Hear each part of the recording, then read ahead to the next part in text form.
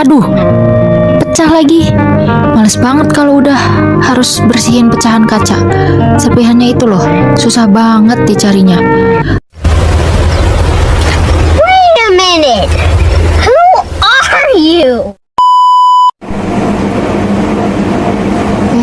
Tunggu.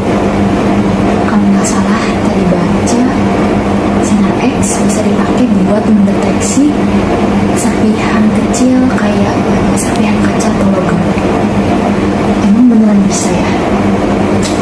Kalau iya pasti bakal mempermudah banget sih. Wah, menarik. Memangnya betul ya teman-teman, kalau sinar X bisa digunakan untuk mendeteksi serpihan-serpihan kaca yang kecil?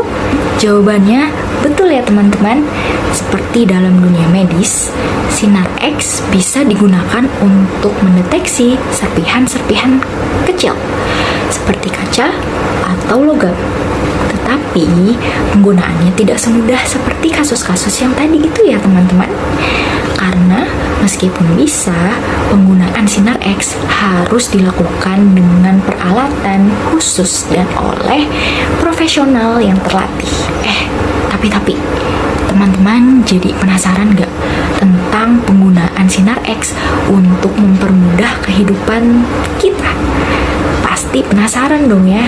Kalau gitu, biar teman-teman gak hanya tahu tentang penggunaan atau penerapan sinar X dalam kehidupan kita, tapi juga siapa tahu nantinya teman-teman ada yang bisa mengembangkan teknologi dengan memanfaatkan sinar X. Setidaknya kita harus tahu dulu dong, apa sih sebetulnya sinar X itu?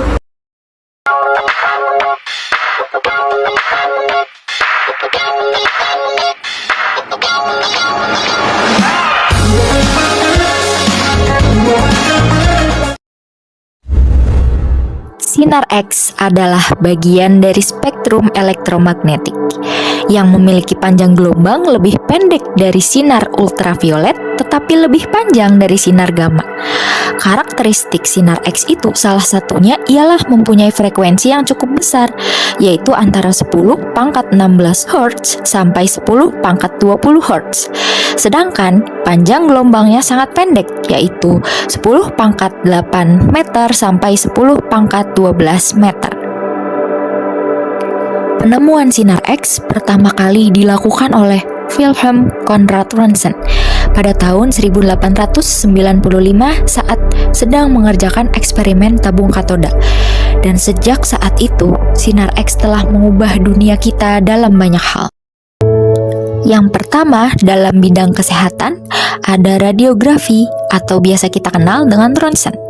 Dengan menggunakan sinar X, dokter dapat melihat gambar tulang dan organ dalam tubuh kita.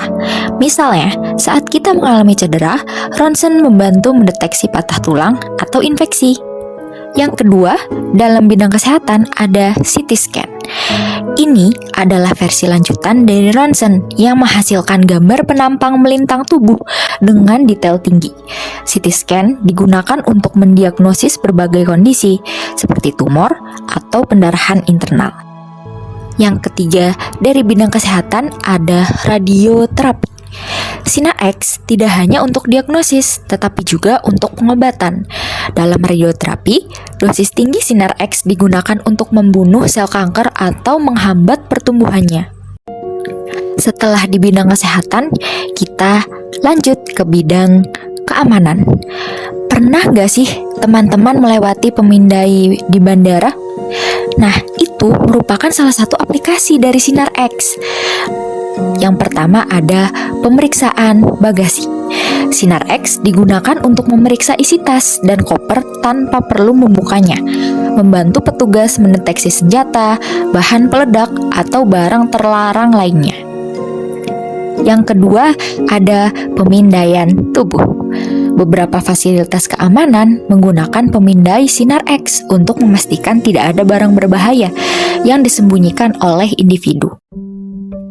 Tadi bidang keamanan udah. Nah, sekarang kita lanjut ke bagian bidang industri. Sinar X juga berperan penting dalam memastikan kualitas produk yang kita gunakan sehari-hari. Yang pertama, itu ada dalam kontrol kualitas. Dalam manufaktur, sinar X digunakan untuk memeriksa produk seperti komponen elektronik atau suku cadang otomotif, memastikan tidak ada cacat tersembunyi. Yang kedua, ada inspeksi las. Di industri konstruksi dan pembuatan kapal, sinar X membantu memeriksa kualitas sambungan las, memastikan struktur aman dan kokoh.